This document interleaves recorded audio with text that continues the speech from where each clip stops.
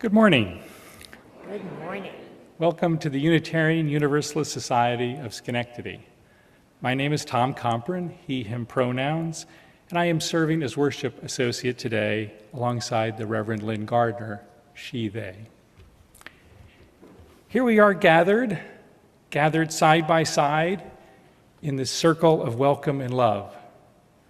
Some of us may have come with a heavy heart, bearing burdens of sorrow or responsibility. Some of us may have arrived all smiles, and some of us are likely feeling tossed about in life's currents, weighed by challenges and buoyed by blessings. Whatever is in your heart, know that this is a circle of kindness and nurturing. Let us grow and flourish together.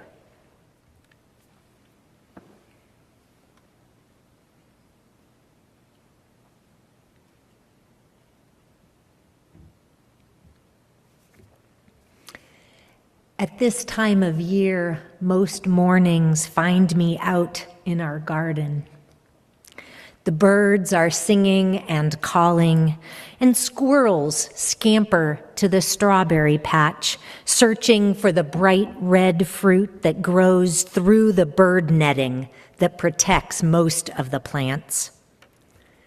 I marvel at the bright yellow gold coreopsis that started blooming 2 days ago, at how tall the sugar snap peas have grown, and notice that the plants growing in the bed that Wendy weeded earlier in the week seem to all be happier with a bit more space.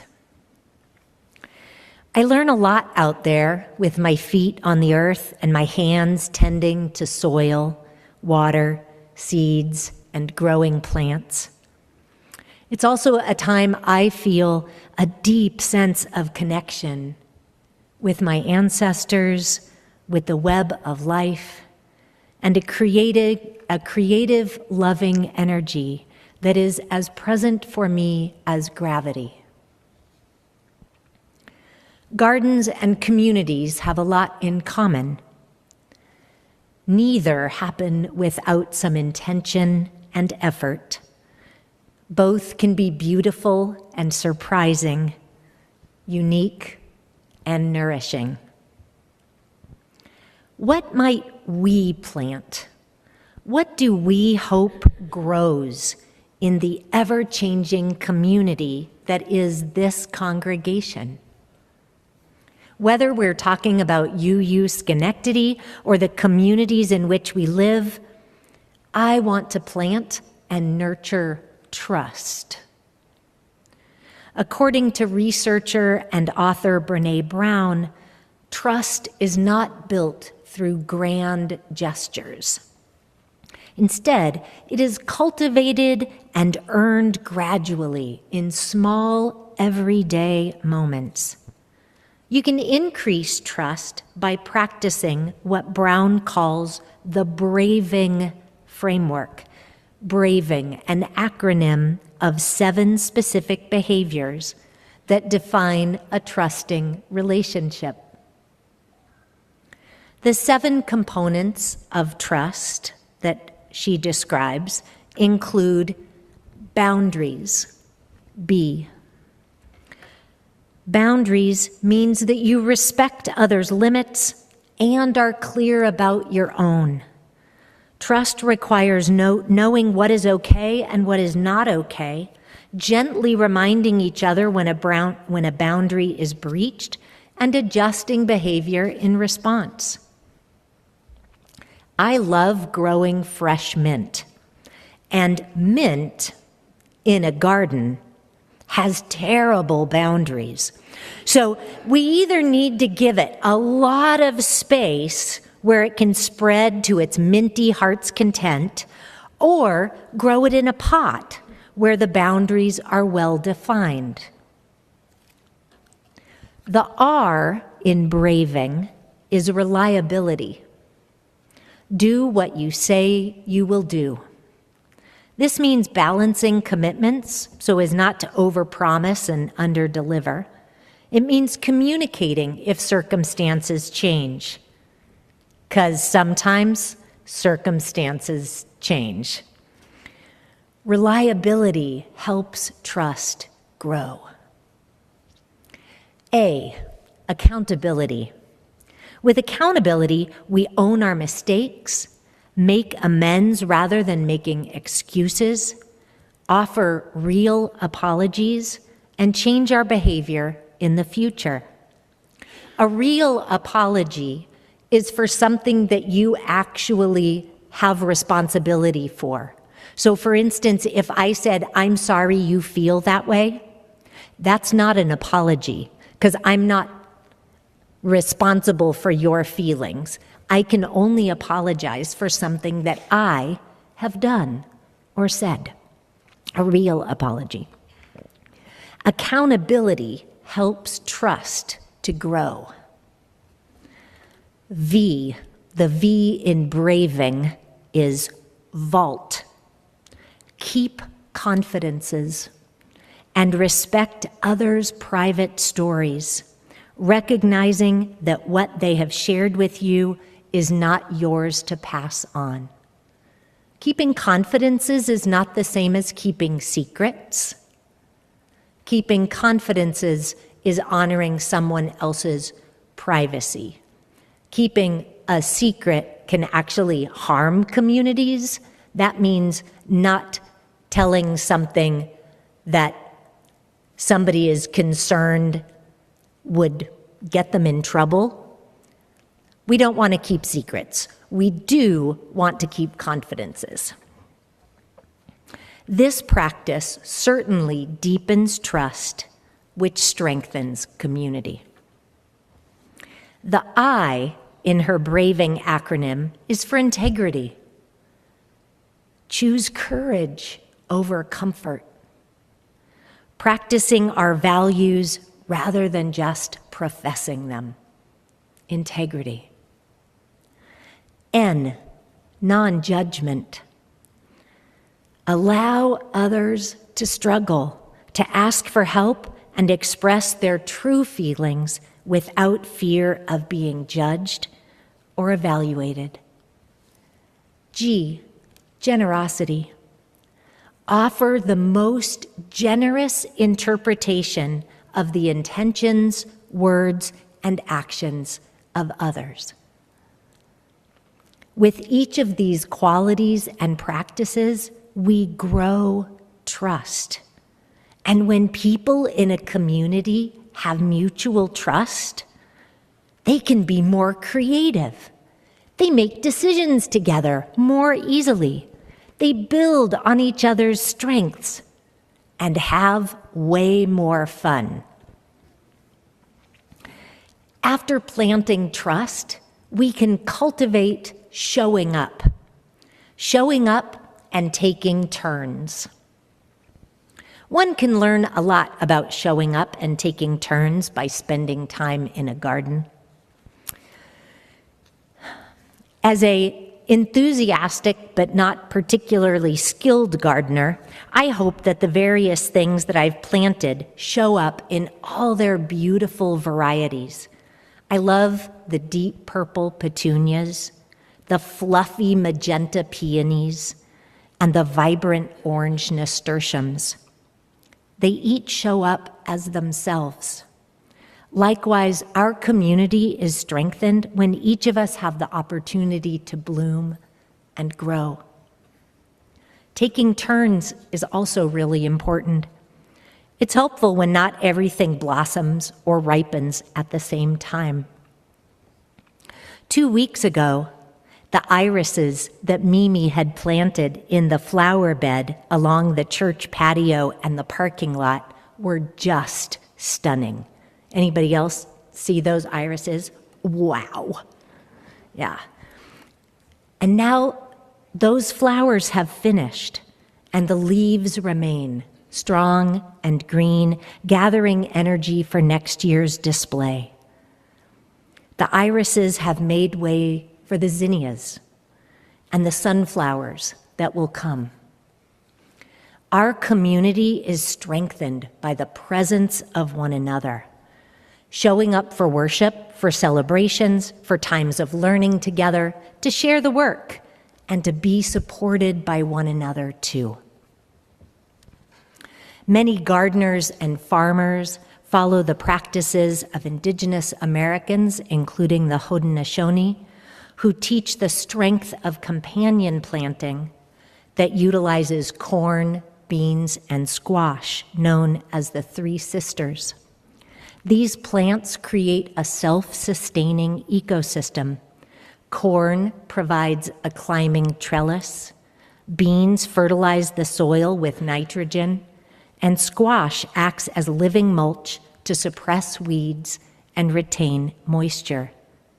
This is what showing up and taking turns can look like, each offering their gifts, each being nourished and supported by the gifts of others. Time in the garden has also taught me the value of weeding, of removing the things that rob the plants that we want to grow of space, water, and nutrients. As a community, we can strive to weed out behaviors that undermine trust and that actually cause people to leave. One of those behaviors is speaking about people rather than directly to them. Sometimes that's called triangulating. Sometimes it's called gossiping. Neither of them are good for community. There was once a man who lived in a small village, and any time that he was slightly irritated with someone else or questioned what someone else had chosen to do, he made sure to let all of his other neighbors know about that.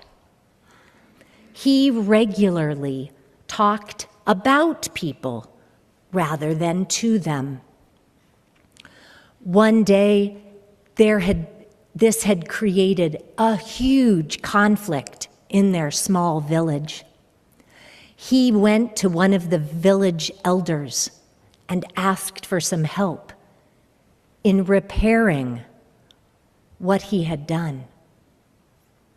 The village elder gave him a pillow, a feather pillow, and said, "Please take this pillow out to the field at the edge of the village and cut it open and let all of the feathers go." So the man did that. He brought a pair of scissors, went out to the meadow, the field, cut open the pillow, shook it out, and the wind took those feathers and spread them far and wide. Really glad that he had fixed everything now, the man went back to the elder and said, "I did what you told me to do. Now everything's good, right?" And the elder said, "No, now please go and collect every last feather." The man said, I can't do that. And the elder said, "Well, first, go pick up as many as you can. And then, starting right now, stop spreading feathers." Over time, that village was a much happier and stronger place to live. Way fewer feathers flying around.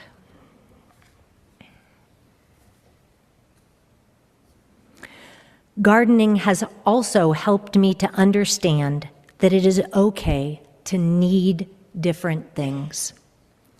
Tomato plants want lots of compost. Cucumbers need regular, even watering. Basil thrives with lots of sun, while hydrangeas prefer some shade. It takes some care and attention to help each plant have what it really needs. With people in a community, we might need to ask one another and then listen for what people need. Is it something we can offer? It may or may not be. Refer earlier to boundaries. Now, while I would love to grow avocados and lemons, they're just not happy in this climate. I cannot give them what they need. Not here.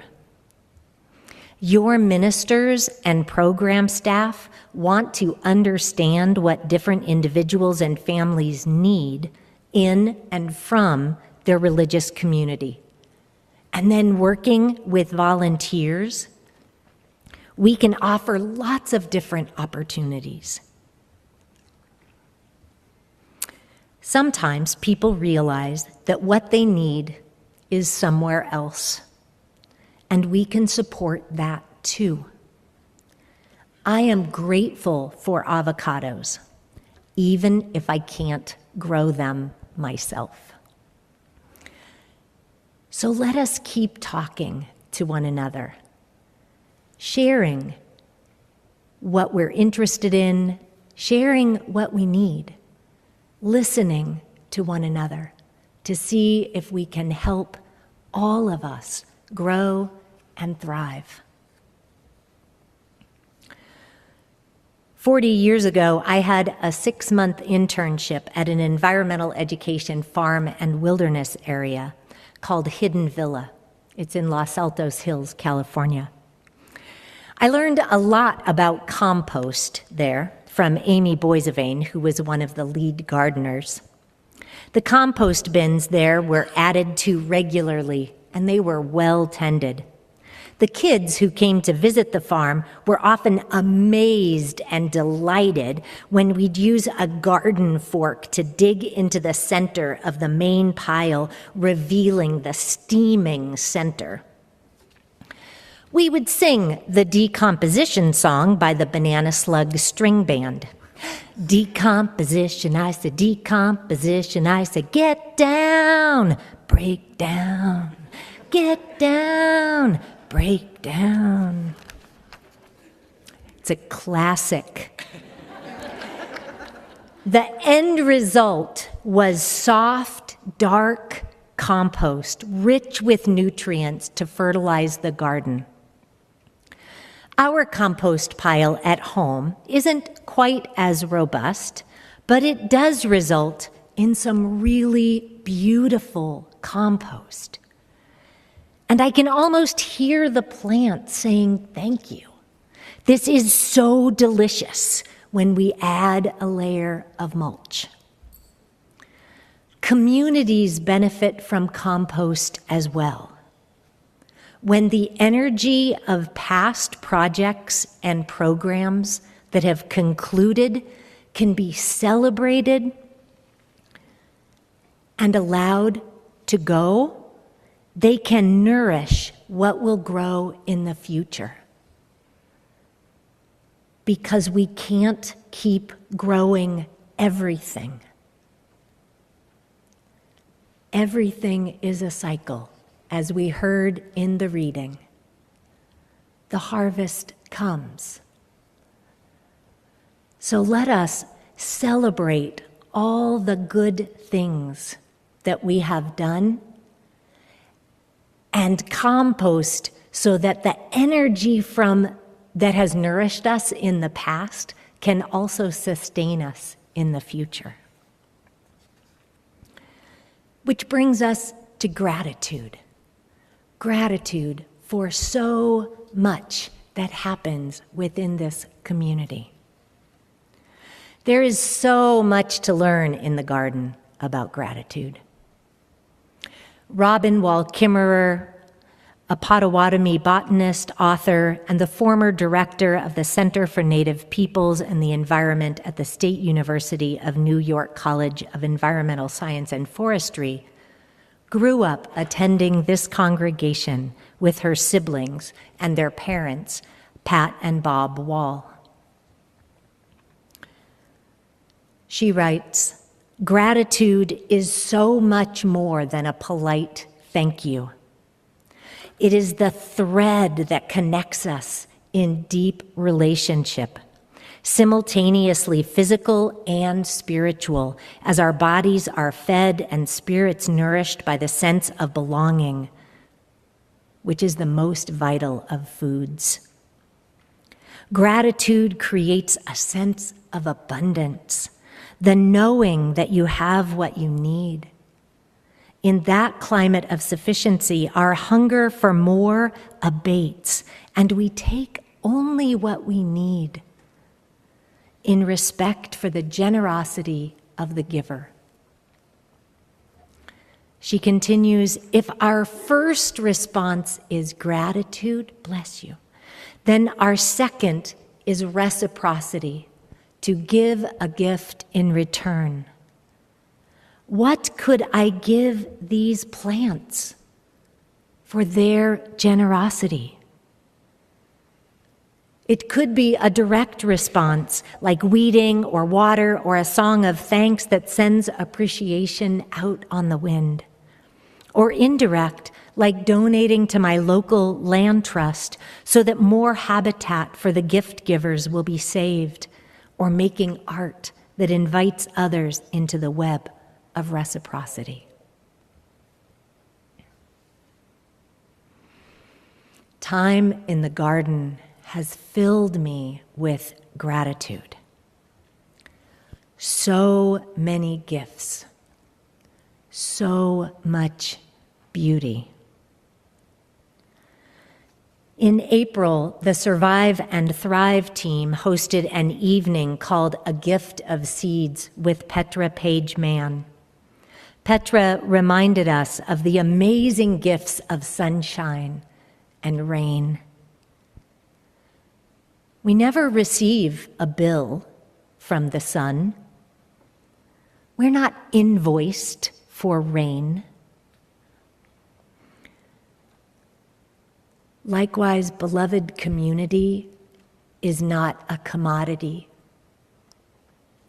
It is created when we plant trust with all we do, when we cultivate showing up and taking turns, when we weed out harmful behaviors, when we compost what has finished, and when we practice gratitude and reciprocity, giving, receiving, and sharing generously.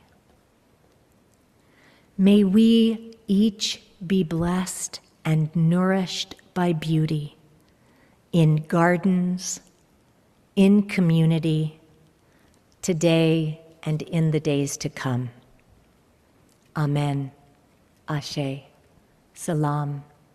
Shalom. Namaste. And blessed be.